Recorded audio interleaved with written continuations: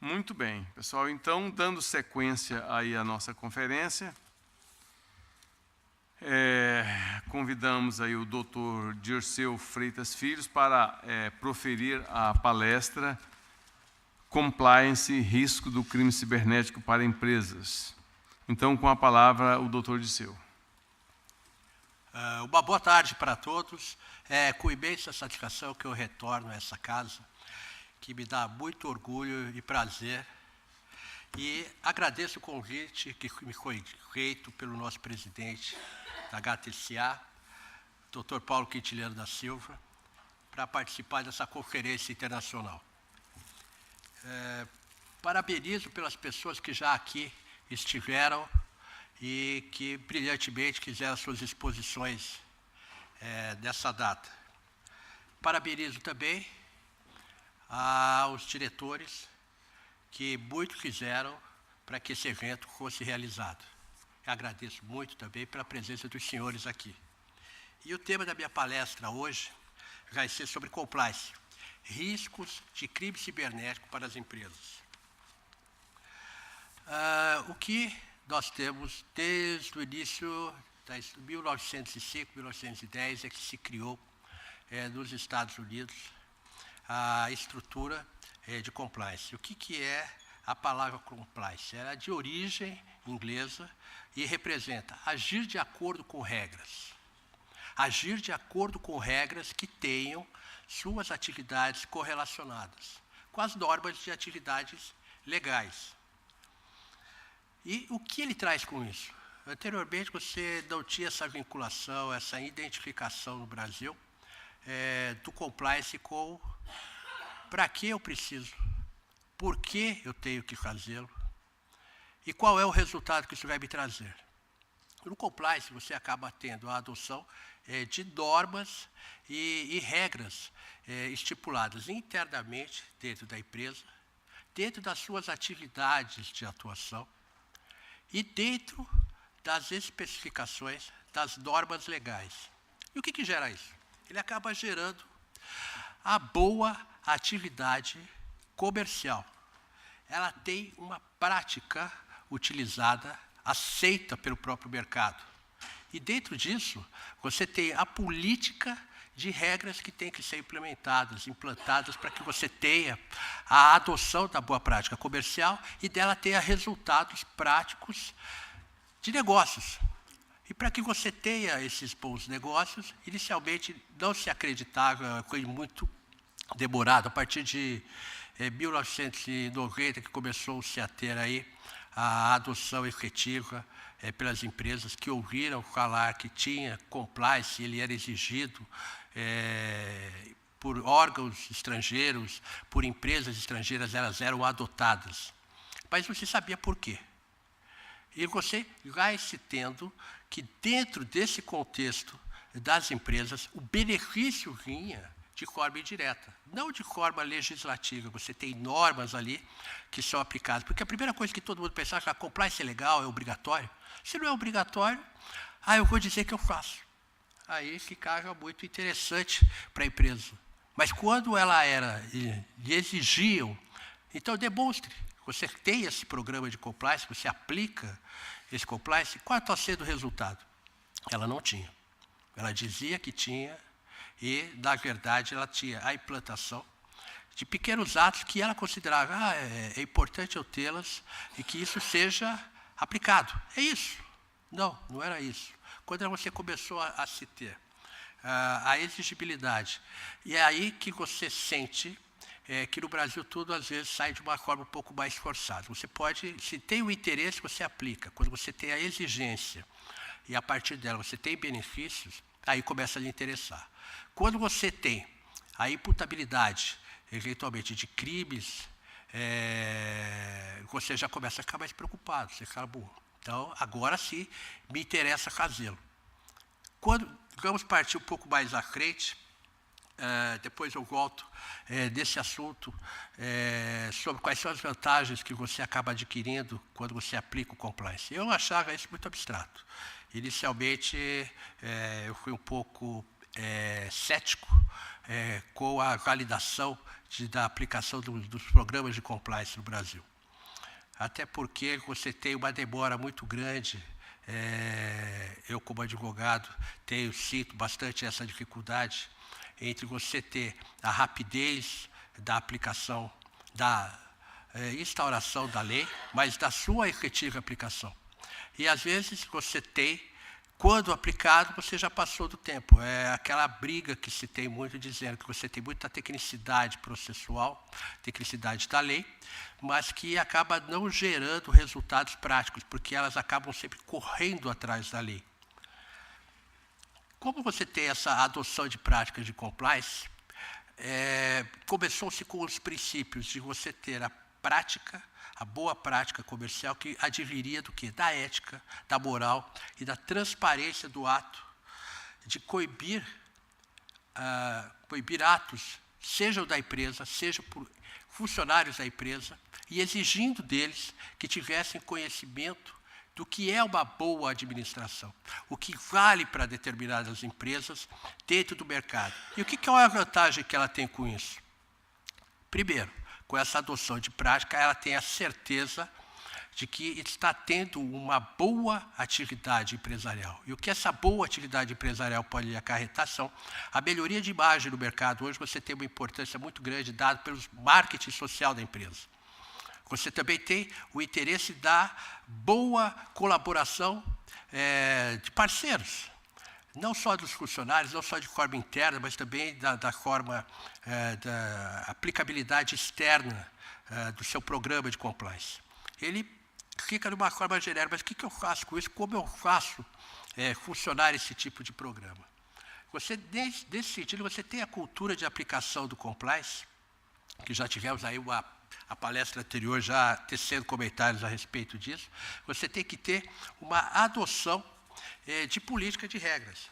Essas políticas de regras, elas têm que ter bem definidas, bem caracterizadas do que a norma interna da empresa busca.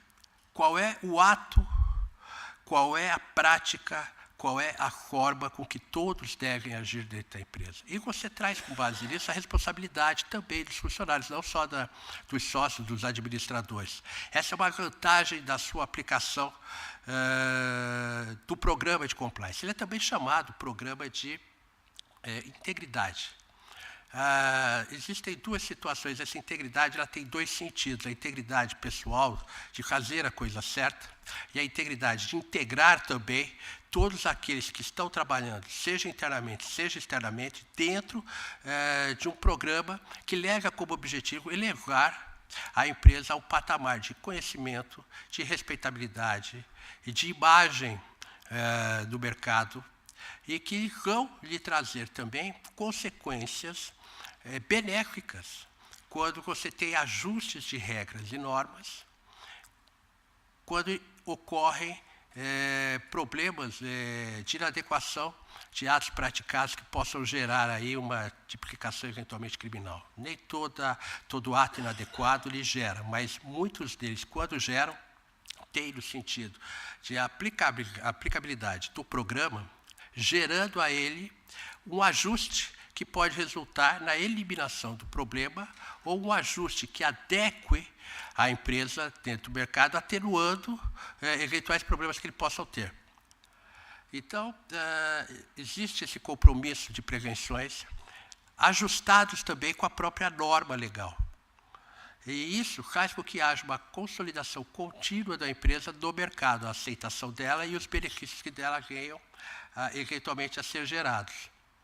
Para isso, você tem que ter o quê? Você tem que ter controles externos, internos, aliás.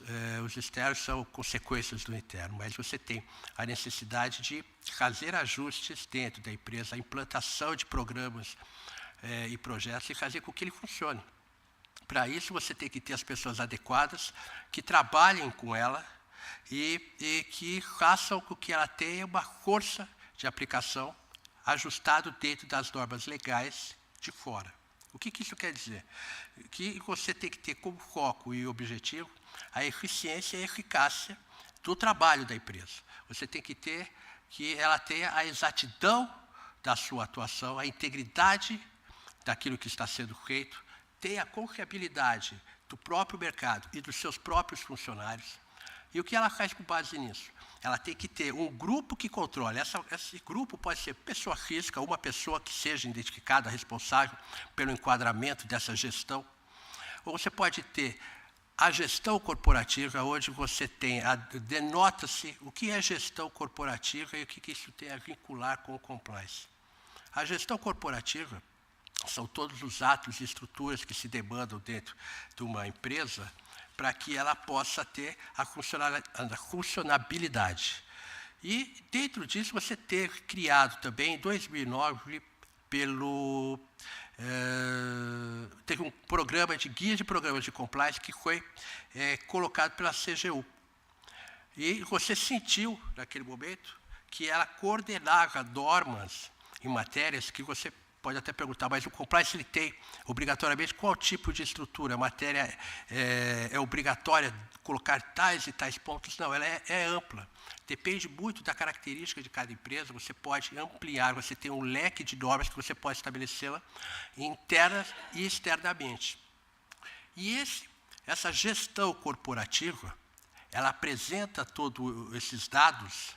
Eu vou até colocar alguns aqui que eu faço uma citação, que seriam recursos adequados às particularidades, características de cada empresa, a autonomia e independência do órgão que vai estar fazendo essa fiscalização, porque senão não adiantaria nada você ter um órgão ali, uma pessoa que não tem independência para que faça análise, faça a investigação e leve ela à frente quando se denota algum tipo de problema ou uma inadequação de atos praticados. Ela tem que ter essa autonomia, ela tem que ter um grupo que possa ter uma efetiva atuação junto aos grupos de funcionários. Você tem a necessidade que dela também haja canais de denúncia adequados para as pessoas que denotem que houve algum problema, ou inadequado, ou de infração penal, e ela possa levar sem que haja qualquer tipo de melindre a ela. Ela tem, então, que estar blindada com relação a isso, e isso são o comitê de gestão, ele deve ter essa autonomia. Ou a pessoa indicada, ou a pessoa que atue fazendo esse papel dentro da empresa. E dentro disso você tem que ter o quê? Você tem que ter instrumentos apresentados, você tem que fazer um contínuo treinamento dos funcionários que estão ali para que eles entendam, que eles pratiquem, porque simplesmente não adianta você falar que existe, você tem que mostrar para ele que ele está sendo aplicado. E essa aplicação ela é muito importante, porque ela acaba gerando dentro disso a instrução de todos os colaboradores, não só internamente, como externamente. Ele faz com que aquilo seja aplicado, mas ele mostra também para os colaboradores externos, seja compradores, fornecedores, entes públicos ou privados, que venham ter uma atuação direta com essa empresa. Ela traz muito mais ali uma confiabilidade dos atos praticados. E hoje você denota dentro do mercado que as empresas também exigem de seus colaboradores a mesma forma que elas lhe exigem que você tenha um compliance, um programa de compliance aplicado. Então, isso traz, dentro da conformidade com leis e regulamentos, a efetivação dos controles de risco.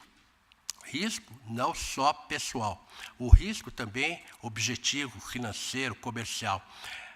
Há uma atuação conjunta desses funcionários, e esses funcionários que eu digo, eles também têm atuação não só subalternos, já desde a sua diretoria, sócio-presidente, vice-presidente, diretor, superintendente, supervisor, e os seus subordinados abaixo. Todos eles participam dessa efetivação do programa de compliance.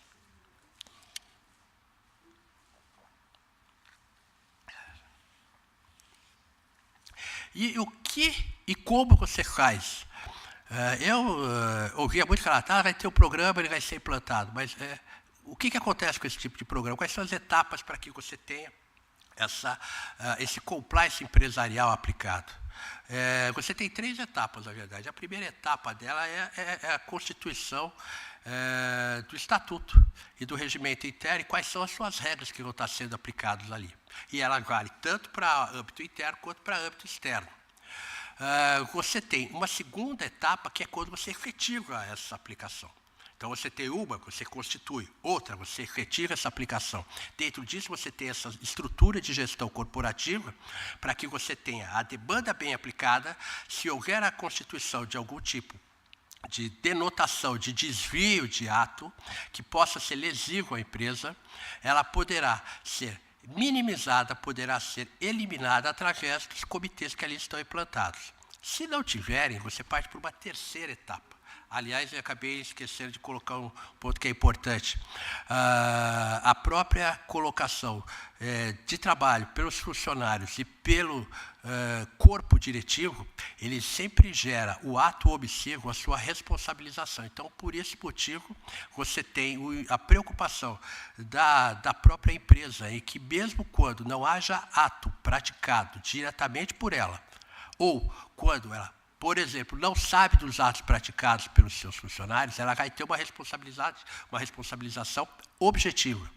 Ou seja, independentemente disso, ela vai responder pelo ato lesivo, que é considerado, inclusive, como um ato ilícito. Ou seja, você pode, quando determinado que ocorreu a infração penal, respondê-la criminalmente através da investigação, a abertura de inquéritos feitos pelas autoridades públicas responsáveis. Então, Polícia Federal, ou Polícia Militar, ou a Civil, você levaria para ela a notícia, vamos dizer, considerada como a notícia crimes.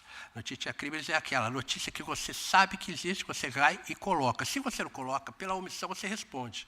Então, essa é uma importante forma de colocação dos estatutos, do regimento interno jurídicos que são aplicados. Você tem essa importância jurídica através do quê? Você faz isso através do quê? De monitoramento constante e o total controle das ferramentas de comunicação. Essa estabilização de aplicação, você traz dentro disso os dados corporativos da empresa. Então, a gente já começa a entrar dentro da seara digital. E você tem ali dentro também o âmbito da efetiva aplicação das normas de compliance. Os instrumentos estão aqui. É o monitoramento constante, é o total controle das questões que estão sendo apresentadas e, dentro disso, a gestão corporativa ela denota quais são os riscos que é trazido para a empresa e para as pessoas. Isso por quê? Quando você entra e você tem o estatuto, o regimento interno, você tem a cientificação por todos eles. Isso é importante porque, nesse momento, você passa a ter subsidiariamente a possibilidade de atenuantes para a empresa ou para a pessoa que tem conhecimento do ato praticado pela empresa, da isenção de responsabilidade ou da redução e atenuante, seja ela na esfera civil, seja ela na esfera administrativa também. Para que a gente tenha essa efetiva aplicação de compliance, você tem a exigibilidade de algumas normas internas que também são aplicadas para empresas ou entidades públicas, além das privadas, inclusive com legislação aplicada dela, para que haja a sua estabilização. A norma jurídica ela tem uma previsão legal para os órgãos públicos. E você tem, dentro da legislação civil, a norma também aplicada a ela. Então, o que você tem? Quando você tem as medidas que são implantadas dentro do compliance digital, é a efetiva aplicação, que é a segunda parte, a primeira você já teve, que foi a elaboração dos estatutos.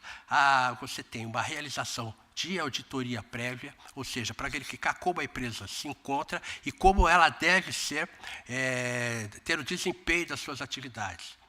No caso do compliance digital, você teve, aí sim, a oportunidade de fazer a adoção dela num momento de muito... isso foi colocado, inclusive, na palestra anterior, que no compliance digital você começa a ter o sistema, desde 1990, a partir de 2000 você teve aqui a discussão sobre o direito cibernético. E, em cima disso, como é que você poderia fazer o monitoramento e resposta com relação a esse tipo de adoção. Como você fez isso? Você aplicou, você realizou, tem uma auditoria prévia interna. Você, nessa questão do direito digital, você começa a ter o âmbito ali de atuação, onde você tem que verificar também dentro da empresa as licenças que estão sendo contratadas, a quantidade de usuários habilitados. Isso quer dizer o quê? Você tinha-se, eu posso abrir dentro da empresa o meu site, eu posso acessar alguns sites, eu posso fazer trabalho, eu posso mandar, e essa discussão levou-se a uma demanda judicial muito grande com relação a pode ou não pode, você está ferindo o meu direito, a legislação pode fazer com que eu obrigue você a não ter acesso, ou quando você tem acesso a ele, você vai responder por ele. Então, essa verificação de proporção entre as licenças que você tem, o que é licença contratada? São exatamente as licenças originais do programa. Você tem muita aplicabilidade, não digo muito, mas muitas vezes você tem a adoção de programas piratas. Então, que podem gerar para a empresa impactos de infração hoje legal pela a má aplicação ou o uso inadequado daquilo que você teve acesso. As empresas devem colocar o limite para o funcionário, do qual e onde ele pode adotar, qual o limite de obtenção de dados e o que ele pode fazer com isso. Isso vem aí dentro da adequação das políticas de privacidade. Privacidade essa das empresas, porque delas advém uma grande responsabilidade perante o mercado. Então, o que você tem nisso? Você tem a implementação de políticas internas, de gestão dos recursos da tecnologia de informação. Você tem que estar junto a ela, sabedor de que você tem hoje um desenvolvimento muito grande dos programas digitais. Isso traz praticamente em todas as áreas e searas da empresa, seja ela na contabilidade, seja ela na apresentação de negócios comerciais, em contratos que sejam estipulados, em conteúdos de estratégia. Tudo isso faz parte do negócio da empresa e deve ser dela tomado muito cuidado para que seja implantado com ética, moral e transparência.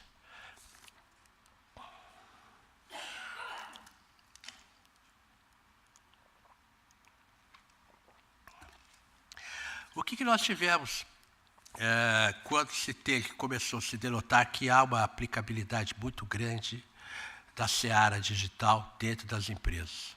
Que faltavam a elas legislação que amparasse, a regulamentasse e trouxesse uma segurança na esfera do direito digital. Você tem como agora eu lembrei de um caso interessante que demonstra bem, foi aquele case dos ataques cibernéticos que ocorreram no final de 2017, onde, em escala mundial, você teve a invasão em todas as empresas do setor privado e órgãos públicos, aproximadamente foram 74 ou 75 países, inclusive o Brasil, onde você acabou constatando que havia uma importância muito grande que se tivesse ali uma aplicação existente de lei no direito digital. Porque nós estamos perdidos com relação a isso. A gente não tem como buscar proteção se a gente não tem a implementação desses dados. Então, isso foi uma forma, com esse case que ocorreu, dessa invasão cibernética, de ataques cibernéticos, a demonstrar que a gente tinha que ter essa regulamentação. E essa regulamentação, ela veio através do direito. Infelizmente, hoje se constata, a gente não tinha isso, a gente utilizava do Código Penal, mas muito da legislação do direito civil, para regulamentar a legislação do direito cibernético. E você não tinha, na verdade, efetivação nenhuma de problemas que pudessem gerar o reconhecimento de uma tipificação criminal. E quando ocorreu aquele problema de dados e imagens feitas pelaquela atriz Carolina Dickmann, foi a que acabou gerando uma imposição de que houvesse uma tipificação criminal com relação ao uso de dados, sejam eles de informações de empresa, sejam eles informações pessoais e íntimas, que pudessem gerar ali uma formatação de qual é a minha responsabilidade. Porque você tinha ali meio ao Deus dará a aplicabilidade do direito, porque usava a internet, você tinha uma tecnologia de informação que não estava adequadamente implantada. Se teve inicialmente, através dessa lei chamada Carolina Dickmann, a aplicabilidade da tipificação de crime. Isso foi acrescentado dentro do Código Penal, que não tinha ainda a previsão do que era, do que se tinha, o que era o crime relacionado à internet. Então, nós tivemos ali, temos a implantação dentro do direito, o compliance, quando aplicado, ele gera uma eficácia na norma jurídica. E isso aconteceu na questão de direito digital pela lei da Carolina Dickmann e depois, posteriormente, pela lei, em 2014, do Marco Digital da Internet. A primeira, hoje se coloca, ela é fraca, nós temos uma legislação ainda fraca com relação ao direito, a resposta que você tem de penalidade para quem tem a infração criminal pelo ato praticado de uso inadequado de dados, isso quando pessoal, e isso quando você utiliza também de forma externa. Então, você tem. Isso eu vou colocar um pouco mais à frente com relação a essa questão. E você tem, posteriormente, isso também foi apresentado pelos palestrantes anteriores, sobre a nova Lei de Proteção de Dados Pessoais. Ela veio complementar, veio agregar maiores valores, informações, no sentido de que o crime digital, qual é a sua tipificação criminal, quais são os seus resguardos de direito, princípios que norteiam direitos e deveres do usuário da internet. Nós temos dentro dessa eficácia, nós tivemos o direito digital, a formatação dela, nós tivemos no direito administrativo também a aplicabilidade do programa de compliance, quando na lei de anticorrupção você tem a denominação e apresentação de exigibilidade de um programa de integridade em uso, para que você possa ter, na esfera, por exemplo, da lei de corrupção, no setor administrativo, uma atenuação nas sanções administrativas. Você teve também, no direito do CAD, da lei anticoncorrencial, dos cartéis, também a previsão de que você, adotando o programa de integridade, seja a efetividade através do programa de compliance, a realização de possibilitar, inclusive, a sua exclusão da tipificação criminal, porém, somente da tipificação criminal do ato praticado na esfera comercial constante das empresas. E teve, inclusive, nessa estipulação, uma chamada um compliance integrado, onde se juntou tanto o CAD com a CGU, estipulando normas e fazendo uma ligação de informações para que eles pudessem ter a verdadeira análise de quais são os atos praticados, a responsabilidade e a gravidade dos atos ali praticados. Tivemos, no direito civil, o reconhecimento dos atos culposos, vamos dizer, de imprudência, imperícia, onde você não tinha denotação de dolo. A aplicação também está sendo reconhecida, embora o que se diz, o compliance não é uma norma legislativa, mas ela gera uma eficácia dentro da norma legal, quando você tem essa previsão de análise feita por parte dos juízes, do nosso Poder Judiciário, seja através de juízes ou através dos tribunais, onde você tem a constatação da minimização dos atos e efeitos culposos praticados pela empresa, que podem gerar, inclusive, o seu excludente na esfera de responsabilidade dos danos civis. E você tem, no direito penal também, quando da aplicabilidade do programa de compliance, o excludente das responsabilidades dos sócios administradores. Isso porque você vai levar, nessa esfera, a imputação individual, pessoal, daquele que cometeu o ato infracional. Por quê? Porque quando você teve a implantação do programa de compliance, todos eles assinaram, estando cientificados das normas internas e das normas aplicáveis legais. Aquilo que eu volto a dizer, quando há esse tipo de omissão, quem responderia diretamente seria as próprias empresas. E você tem ali os crimes praticados de invasão de dispositivo alheio, conectado ou não à rede de computadores, roubo de informação que cause problemas de prejuízos econômicos, direto, pessoal ou imediato ou não, porque a empresa às vezes ela não denota o prejuízo que ela está tendo, mas posteriormente ela consegue constatar que houve um prejuízo a médio e longo prazo que ela não consegue recuperar. Você tem a obtenção do conteúdo de comunicações privadas de forma não autorizadas e, principalmente, a divulgação e comercialização dela. Isso você vai ter dentro daquele primeiro texto da lei da Carolina Dickmann, a responsabilização, que é o que importa hoje importa também para as empresas, que a invasão resultante de forma ilegal, com obtenção de dados, segredos comerciais ou industriais, podem ser considerados como crime. E isso é extremamente importante para a empresa que seja bem tipificado, porque anteriormente ela tinha esse tipo de problema de invasão, você tinha uma perda ali de sigilo empresarial, de estratégias ou de sigilos industriais e comerciais, praticados por quem havia acessado maliciosamente ou não, mas que dela fizesse uso para comercialização ou para receptação de dinheiro, que houvesse a imputação com o aumento de pena.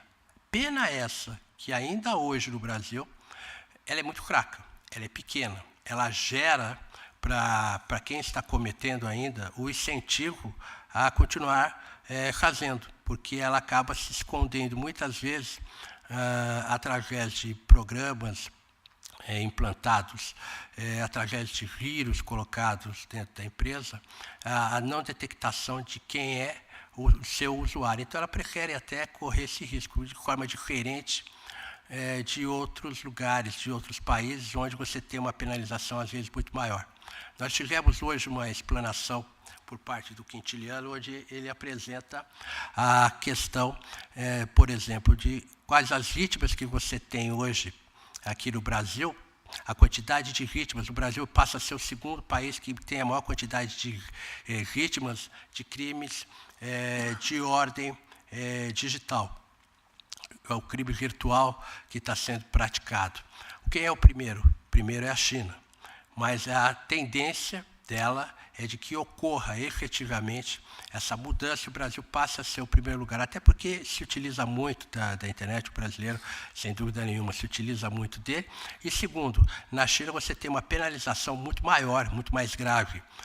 Como diz o nosso quintiliano aqui, lá você pode sofrer uma penalização muito maior do que aqui no Brasil, uma penalização hoje que ocorre de pena de preclusão, que pode ainda gerar 2/3, mas que ela é muito pequena, ela pode gerar 6 anos, e de repente você praticou um ato muito mais grave, você levou uma empresa a um problema muito maior, a uma crise, pode ser um dano irreparável para a empresa e que não está sendo devidamente regulamentada. A gente necessita, aqui no Brasil, que se tenha uma implantação de legislação mais forte, que tenha que cause, na verdade, um temor ao usuário e que dele faça impedir a sua aplicação.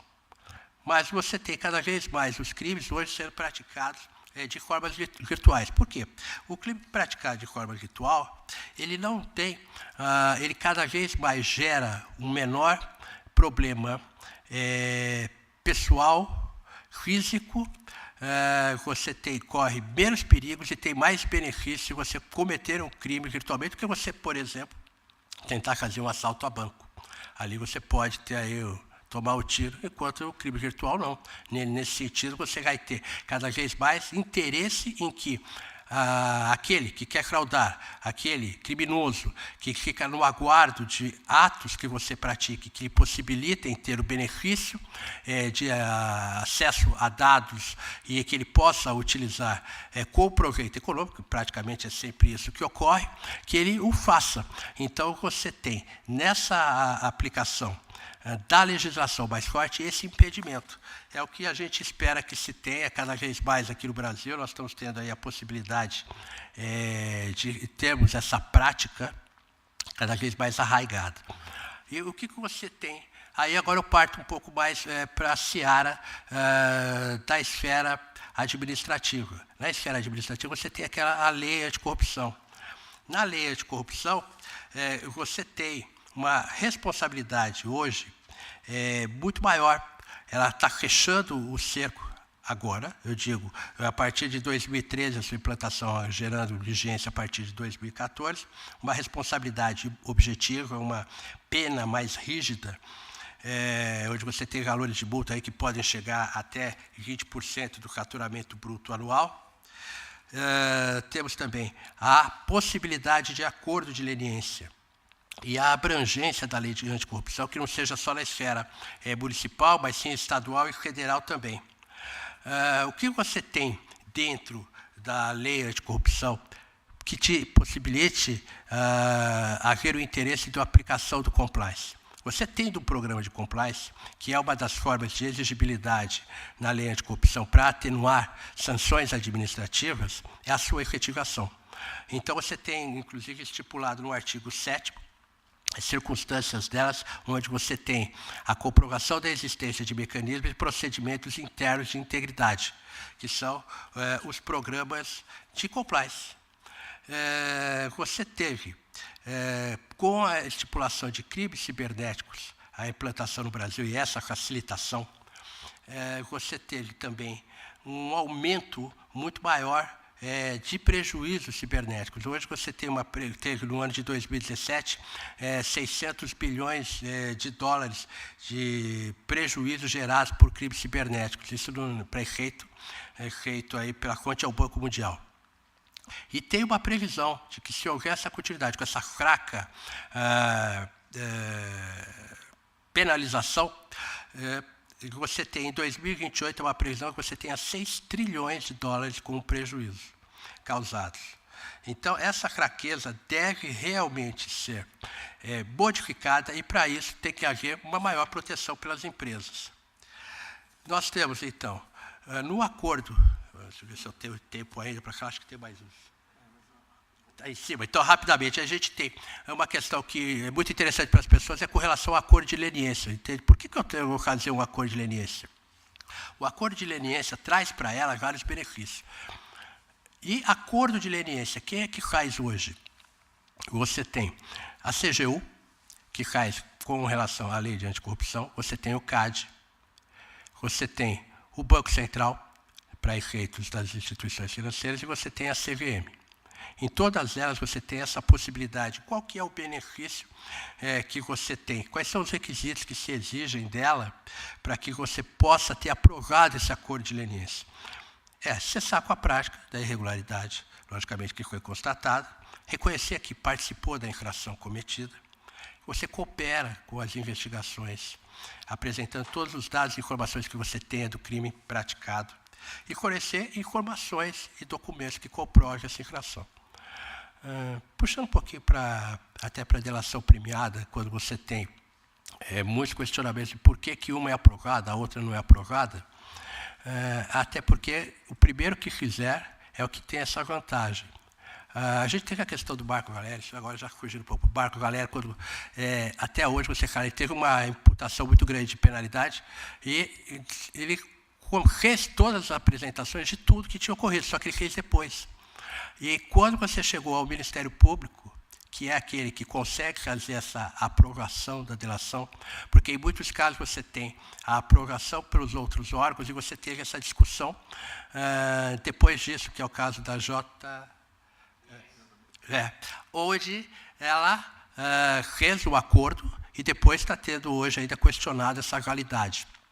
Então, você tem o acordo de leniência, ela traz qual o efeito mais prático? O efeito melhor que ela tem é poder continuar a fazer o quê? A participar e contratar com administrações dentro de licitações e programas. Então, ela faz uma limpeza, essa é na prática, para que ela possa participar. Então, ela tenta um acordo de leniência junto com a empresa. Deixa eu ver. Como eu tenho pouco tempo para trabalhar, então, chegando à conclusão, que nós temos aí um programa implantado de compliance, ele vai gerar uma segurança contra o crime cibernético. Mas isso, ele traz dentro do âmago da questão dele que tenha, na esfera administrativa, ele tem atenuantes das sanções administrativas, na esfera civil, ele tem a exclusão da responsabilidade ou atenuação das penalidades que lhe sejam impostas civilmente e a não eventual imputação criminal dos sócios e administradores, porque eles, sim, são demandados caso não haja a determinação de denúncia ou de informação para os órgãos respectivos, autoridades policiais, para que elas tomem as providências e façam a investigação e, eventualmente, façam a determinação e denúncia para apuração através de ação penal da responsabilidade da empresa ou da pessoa que o fez. Então, aquilo que a gente conclui, é importante você ter o programa de compliance, porque ele gera uma eficácia na norma jurídica e faz com que você tenha possibilidades que você não teria dentro do compliance. O crime virtual, como eu disse, as consequências são concretas, porém, a responsabilidade de que a gente tenha um mundo melhor, mais ético, com transparência, com moral e com ética, são de todos. Essa é a conclusão a que se chega do porquê ter a importância de um compliance implantado no Brasil hoje com relação à resposta juntos a crimes cibernéticos. Agradeço pela atenção de todos. Muito obrigado.